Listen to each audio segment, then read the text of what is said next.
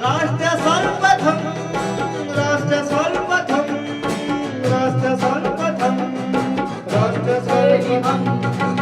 राष्ट्र सर्वप्रथम वंदे मातरम कार्यक्रम में आपका नेशनल टीवी चैनल कात्यायनी पर स्वागत है। आने वाले दिनों में पश्चिम बंगाल में विधानसभा चुनाव होने जा रहे हैं, जिसे देखते हुए सभी राजनीतिक पार्टियां अपने चुनाव प्रचार में लगी हुई है।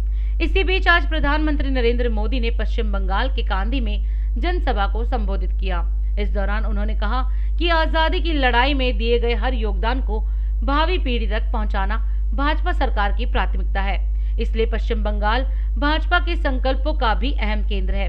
साथ ही उन्होंने कहा कि पहली बार वोट देने वाले वोटर्स के लिए बहुत महत्वपूर्ण समय है। उन पर बंगाल के भविष्य का निर्माण करने की जिम्मेदारी है। आजादी के लड़ने वाले हर नायक नायिकाओं को सम्मान देने के लिए पूरा देश आजादी के 75 साल आजादी का अमृत महोत्सव मना रहा है। आजादी के 75 साल के उत्सव में पश्चिम बंगाल का विशेष महत्व है। आजादी की लड़ाई में दिए गए हर योगदान को भावी पीढ़ी तक पहुंचाना भाजपा सरकार की प्राथमिकता है। पश्चिम बंगाल बीजेपी के संकल्पों का भी अहम केंद्र है। आज जो युवा 25 साल की उम्र के हैं, जो 25 साल के हैं, और वो युवा जो आज इस चुनाव में फर्स्ट टाइम वोटर है, पहली बार अपने पवित्र मत का योगदान देने वाले हैं, उनके लिए भी ये समय बहुत अहम है। यहां के युवाओं के सामने आने वाले 25 साल के पश्चिम बंगाल के निर्माण का दायित्व है और इसलिए आशोल परिवर्तन आज पश्चिम बंगाल की जरूरत है। बिहार के मुख्यमंत्री नीतीश कुमार और बिहार विधानसभा अध्यक्ष विजय कुमार सिन्हा ने संयुक्त रूप से दीप प्रज्वलित कर बिहार विधानसभा बजट सत्र 2021 के समापन की पूर्व संध्या पर आयोजित सांस्कृतिक कार्यक्रम वसंतोत्सव का उद्घाटन किया।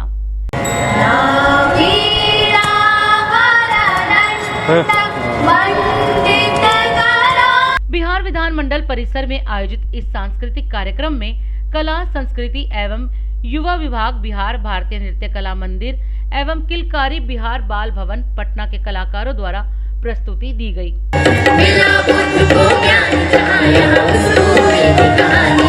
इस अवसर पर बिहार के उप मुख्यमंत्री तारकिशोर प्रसाद, उप मुख्यमंत्री श्रीमती रेणु देवी व पूर्व मुख्यमंत्री सह विधायक जीतन राम मांझी सहित राज्य सरकार के कई मंत्रीगण और बिहार विधानसभा के सदस्यगण मौजूद थे।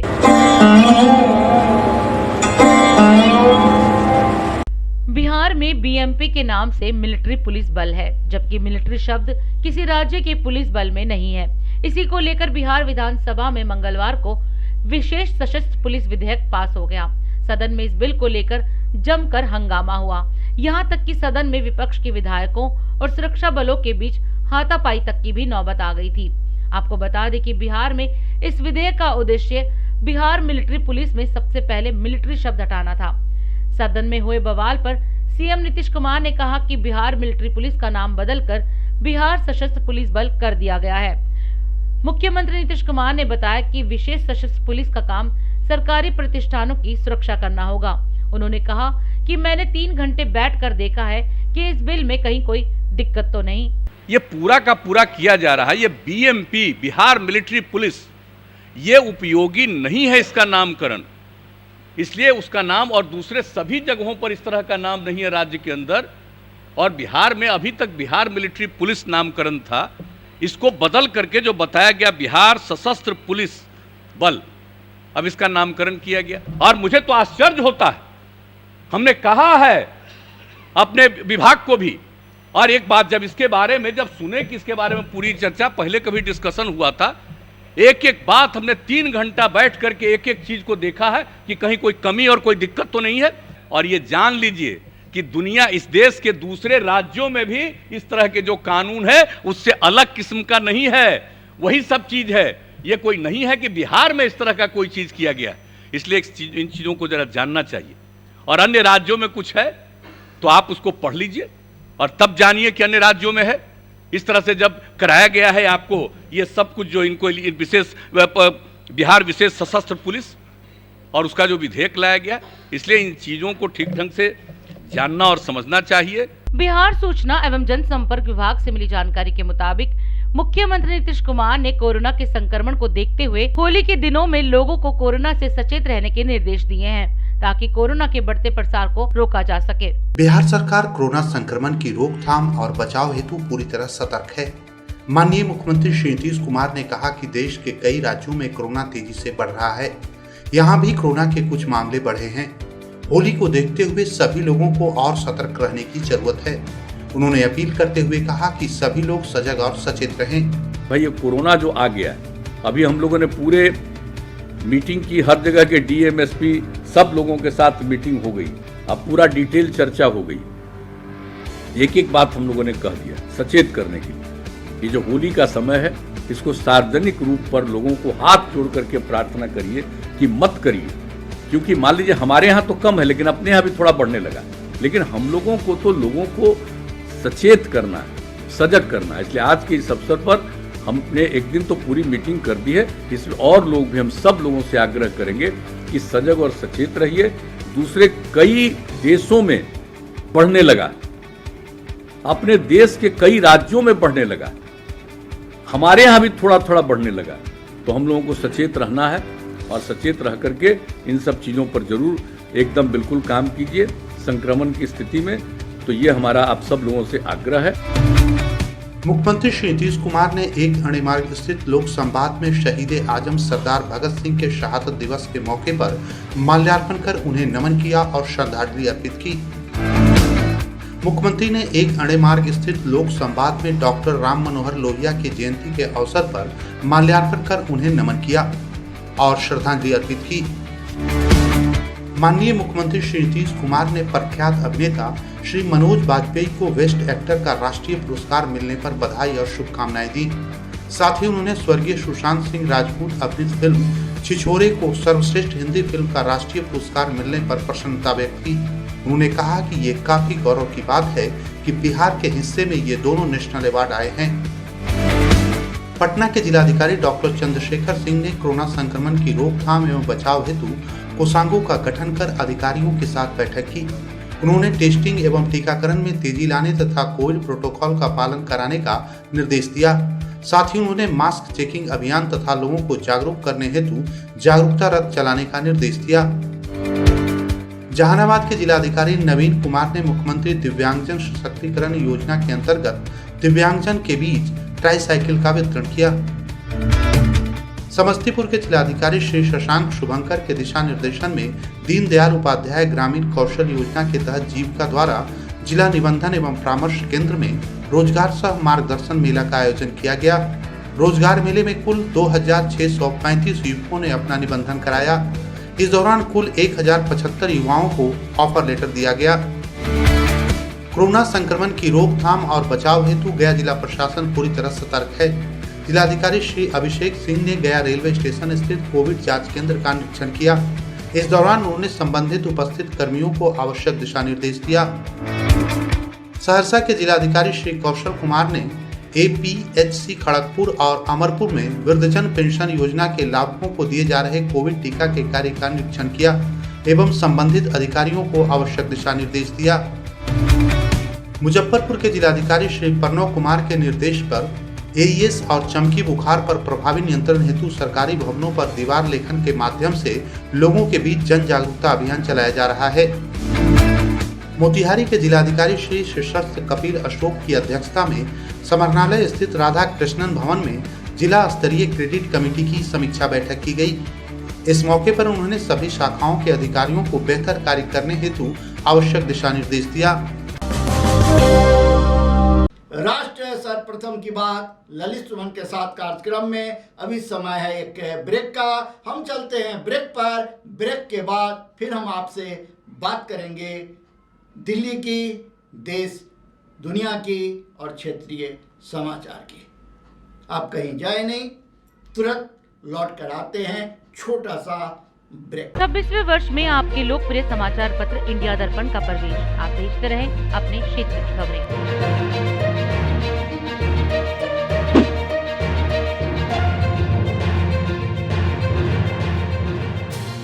22 वर्षों से प्रकाशित मदर इंडिया पत्रिका, पढ़ते रहे देश दुनिया की खबरों के लिए।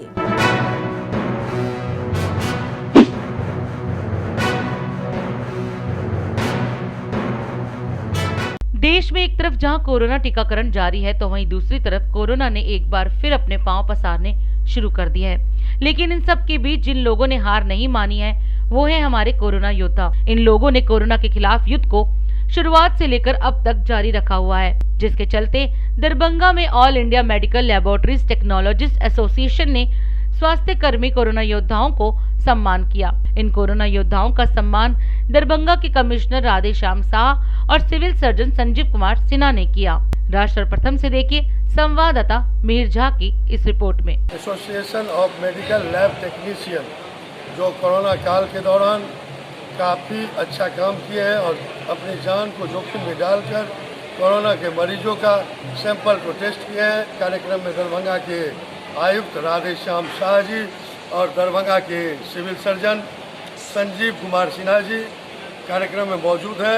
जितने भी मेडिकल स्टाफ हैं सभी ने मिल करके पूरा अपने जान की परवाह किए बिना सब काम किए और हम लोग कोशिश किए और बहुत हद तक हम लोग उस पर कंट्रोल भी पाए।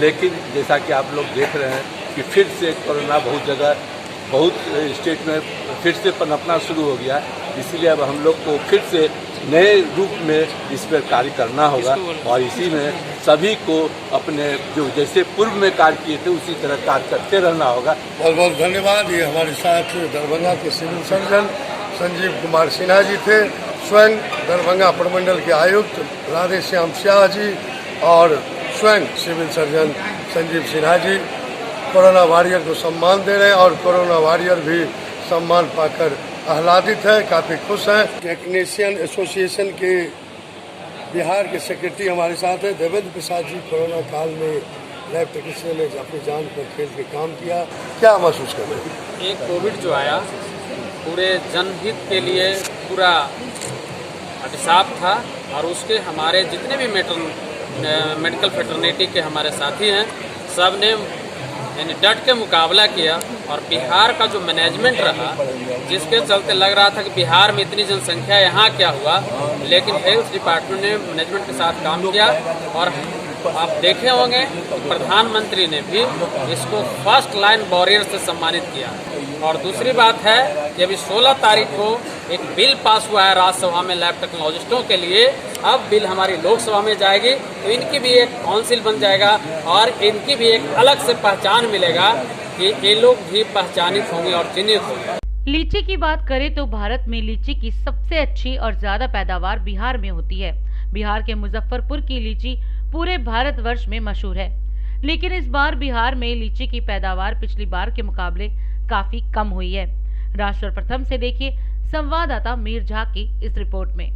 मैं अभी बिहार के सुप्रसिद्ध मुजफ्फरपुर के लीची बागान में हूँ और लीची इस बार बहुत ज़्यादा नहीं होने वाली है। ये मंजर को मैं आप सभी अपने सम्मानित दर्शकों को दिखा रहा हूँ। ये देखिए लीची में लगा मंजर और मुजफ्फरपुर के लीची शाही लीची पूरे भारतवर्ष ही नहीं विश्व में नामी है और इसका निर्यात भी किया जाता था। और पिछले दिनों लीची खाने से बच्चे बीमार भी हुए थे, करीब 250-300 बच्चे की मृत्यु हो गई थी इंसेफ्लाइटिस से। और इस बार लीची का जो फल है वो काफ़ी कम मंजर है उसके पेड़ में और इससे लगता है कि इस बार लीची अनुमान के मुताबिक काफ़ी कम होगी। तो ये लीची पिछले साल कैसे फरा और इस बार क्या स्थिति है थोड़ा बताइए। पिछले बार बहुत रहा है, एमकी कम है। अभी बहुत कम है। बहुत कम है। तो इस बार तो ये किसान लोगों का है, यहाँ के लोकल जो है उनका है। हाँ। स्थानीय लोगों का। हाँ।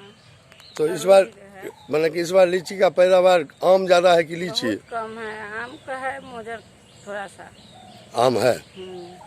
तो और पहले कैसा लीची होता था, किस किस प्रकार का लीची होता था, थोड़ा बताइए। पहले बड़ा रहता था, बहुत खूब फलता था, मगर थोड़ा था पिछला साल में। एमकी बहुत कम है, एमकी तो इस बार में एको को नहीं मोजर है। और तो लीची का क्या प्रकार का, लीची का नाम क्या क्या है? चाइना है और शाही है। चाइना लीची और शाही लीची। तो यहाँ तो पहले व्यापारी लोग आते थे बाहर से, और एक में रुकेगा, बाहर से व्यापारी आते थे और यहाँ उनके लोग लीची बागान में अपने लीची की रखवाली करते थे। अभी DID न्यूज़ के साथ मुजफ्फरपुर में ये जो लीची बागान आप देख रहे हैं वो इन्हीं के परिवारों का है और इन्हीं लोगों की संपत्ति है। और इन्हें बड़े शौक से इनके बाप दादा ने लीची लगाया था यहाँ कि आने वाली पीढ़ी को मुजफ्फरपुर की शाही लीची, जो रसगुल्ला से भी ज़्यादा मीठी होती है और देश विदेश तक फैली हुई होती है। तो सर आपका क्या नाम है? सुप्रभात शाही। आप लोग तो बराबर यहाँ खेती किए हैं, अपना पेड़ लगाए हैं लीची का। इस बार क्या हालात है लीची? हालात लीची का सर बहुत खराब है इस बार।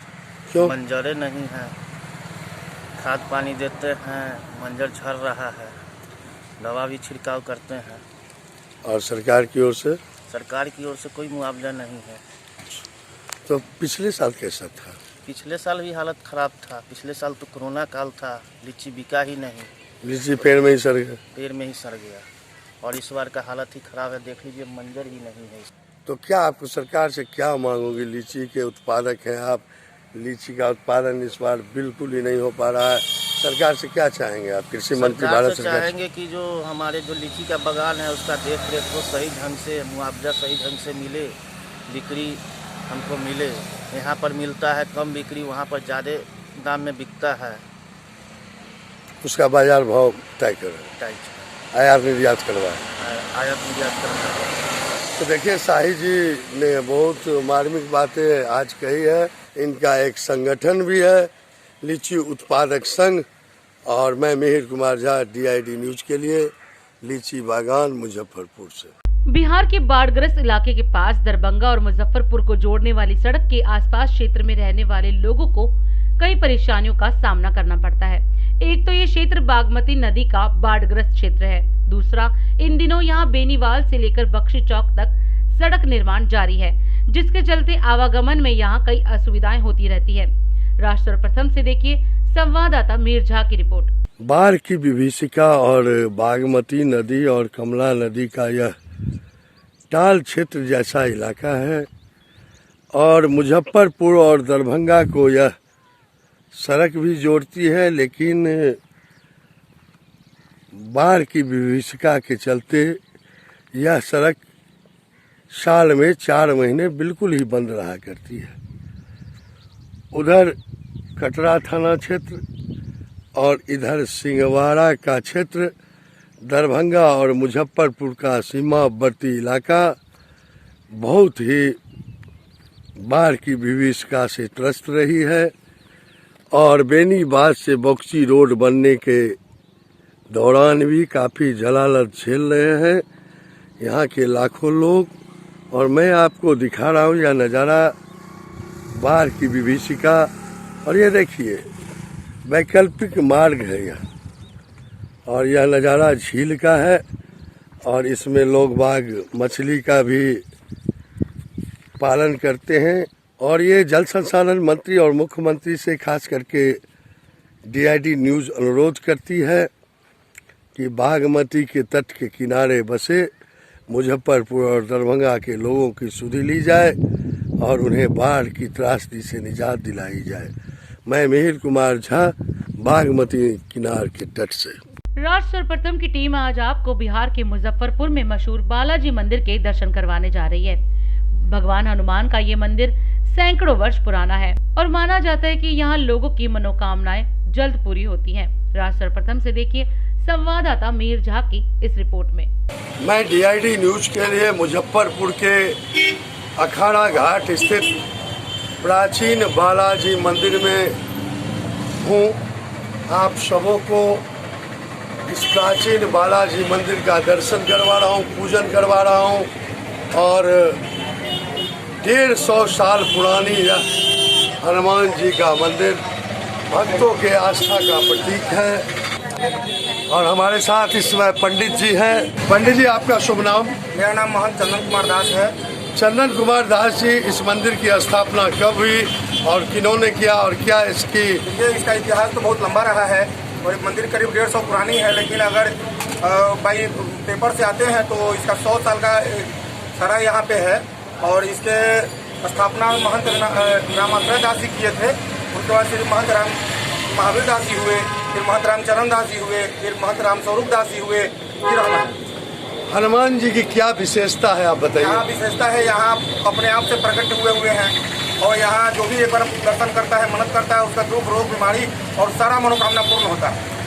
और क्या विशेषता है, कब कब यहाँ मेला लगता है, कब कब यहाँ पूजा? विशेष रूप से मंगलवार और शनिवार के दिन मेला लगता है। वार्षिक महोत्सव यहाँ चैत्र रामनवमी में होता है, बड़े ही धूमधाम से। पूरे शहर के लोग उसमें विशेष रूप से भाग लेते हैं। 150 साल पुराना यह बालाजी का मंदिर भक्तों के असीम आस्था का प्रतीक है। मुजफ्फरपुर के सरैयागंज स्थित सिकंदरपुर मोहल्ला में यह मंदिर है। हजारों हजार भक्त यहाँ आते और अपनी मन की व्यथा हनुमान जी को बताते और रोते हुए आते हैं और हंसते हुए वो हनुमान जी की कृपा पाकर अपने अपने घर को जाते हैं। मैं मीर कुमार झा, DID न्यूज के लिए मुजफ्फरपुर सिकंदरपुर अखाड़ा घाट बालाजी हनुमान मंदिर परिसर से। 22 वर्षों से प्रकाशित मदर इंडिया पत्रिका, पढ़ते रहे देश दुनिया की खबरों के लिए।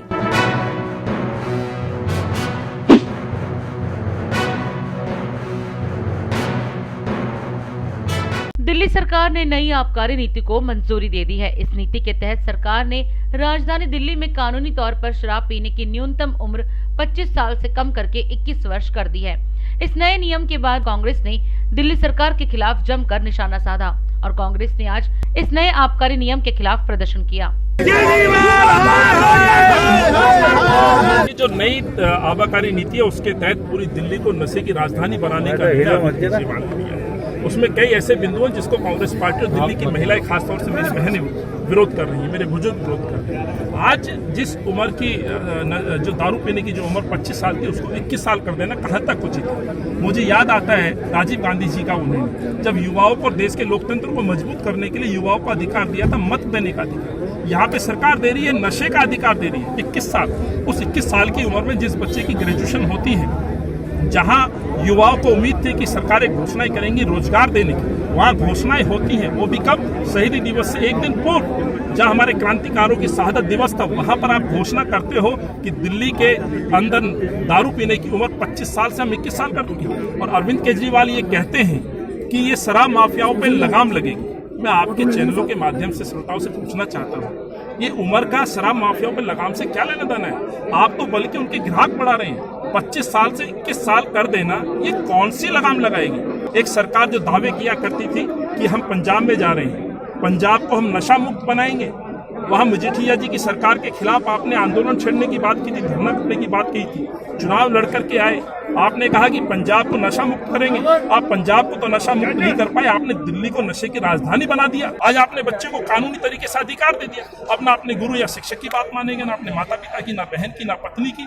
ना अपने पुलिस वालों की खाकी का खौफ रहेगा। तो आखिर आपने इस शहर को बना क्या दिया? हमारी ये मांग है, इस आबकारी नीति का हम इसलिए विरोध कर रहे हैं कि दिल्ली को हम नशे की राजधानी नहीं बनने देंगे। देश में कोरोना का प्रभाव फिर से बढ़ता जा रहा है, जिसके चलते प्रशासन ने एक बार फिर कोरोना के नियमों का सख्ती से पालन करने की सलाह दी है।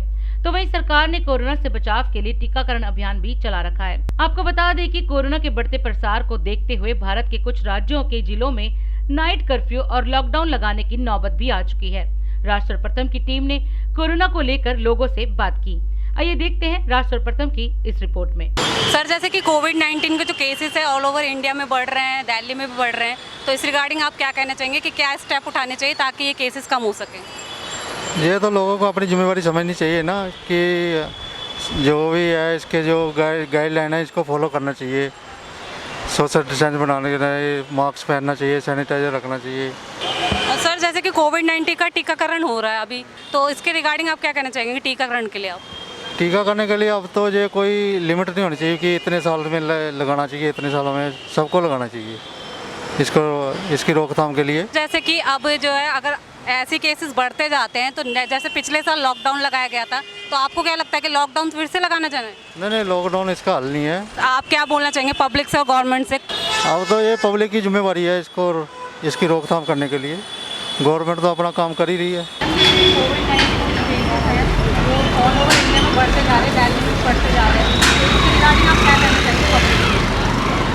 मास्क ही पहनते, मास्क पहनना चाहिए, अपने हाथ सैनिटाइजर करें। मैम जैसे केसेस बढ़ रहे हैं पिछले साल की तरह वैसे ही, जैसे पिछले साल मार्च में केसेस बढ़े थे, अब दोबारा से केसेस बढ़ रहे हैं, तो आपको क्या लगता है दोबारा से लॉकडाउन लगाना चाहिए? नहीं मैम, नहीं, बहुत दुनिया मरी है लॉकडाउन लगाने से। बहुत लोगों के घर खराब हुए हैं, किसी का कोई बिजनेस ही चल रहा है, कुछ भी नहीं। लॉकडाउन नहीं होना चाहिए, जितनी ज्यादा हो सके सख्ती करना है। पश्चिमी जिला दिल्ली पुलिस की स्पेशल सेल की टीम ने एक बदमाश झपटमार को धर दबोचा। पुलिस को खुफिया जानकारी मिली थी कि ये बदमाश झपटमार चिंकू जनकपुरी फायर स्टेशन के नजदीक आ रहा है। तभी पश्चिमी जिला की स्पेशल सेल के एसीपी सुदेश रंगा की टीम ने उसे धर दबोचा। ये बदमाश मोबाइल चोरों के गिरोह का सरगना बताया जा रहा है और पहाड़गंज पुलिस स्टेशन में बीसी है। इस झपटमार ने अब तक मोबाइल चोरी की कई घटनाओं को अंजाम दे दिया है। पुलिस ने इसके पास से चोरी की होंडा मोटर बाइक और 6 मोबाइल फोन बरामद किए हैं। पुलिस ने आरोपी चिंकू को हिरासत में ले लिया है और उससे पूछताछ कर रही है। आपको बता दें कि इन दिनों पश्चिमी जिला की उपायुक्त उर्विजा गोयल के नेतृत्व में पुलिस काफी सक्रिय है और चोरों पर धड़ाधड़ लगाम कस रही है। विकासपुरी थाना की टीम तिलकनगर एसीपी सुरेंद्र कुमार और विकासपुरी एसएचओ महेंद्र सिंह दहिया के नेतृत्व में गश्त कर रही थी।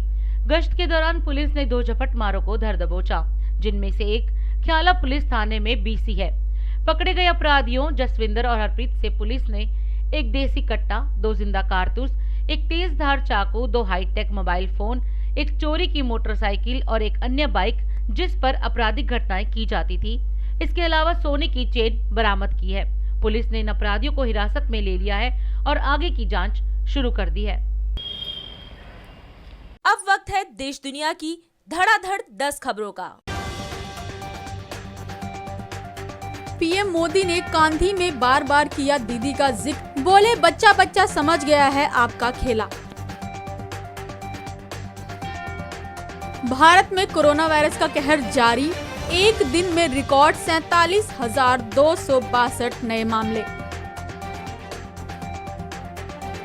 अमित शाह ने आज बंगाल में कहा है कि 200 से अधिक सीटों पर भाजपा जीत दर्ज कराएगी और असम में बढ़ेगी सीटों की संख्या। कोरोना को लेकर गृह मंत्रालय ने जारी किए नए दिशा निर्देश, 1 से 30 अप्रैल तक रहेंगे लागू। सुप्रीम कोर्ट ने खारिज की मुंबई पुलिस के पूर्व कमिश्नर परमबीर सिंह की याचिका, कहा हाई कोर्ट क्यों नहीं गए। महाराष्ट्र के बीड जिले में लगा लॉकडाउन, 26 मार्च से 4 अप्रैल तक लागू रहेगा फैसला। सुपर स्प्रेड की तलाश में चलाए गए अभियान के दौरान गुजरात के सूरत में एक साथ 32 ऑटो रिक्शा चालकों में कोरोना संक्रमण की पुष्टि हुई। आगरा में आंधी के कारण दीवार गिरने से 6 वर्षीय बेटी की मौत, पिता समेत 2 घायल। छत्तीसगढ़ में नक्सलियों ने बस को उड़ाया, 5 जवान शहीद, 13 अन्य जवान घायल। शेयर बाजार में गिरावट, 302 अंक नीचे खुला सेंसेक्स, निफ्टी 14,700 के करीब। राष्ट्र सर्वप्रथम की बात ललित सुमन के साथ कार्यक्रम में हम आपसे यहाँ विदा लेते हैं। आप बने रहें अन्य समाचारों के लिए, देश और प्रदेश की खबरों के लिए। राष्ट्र सर्वप्रथम, वंदे मातरम, जाग उठा है भारत। राष्ट्र सर्वप्रथम, राष्ट्र सर्वप्रथम, राष्ट्र सर्वप्रथम, राष्ट्र सर्वप्रथम। एवं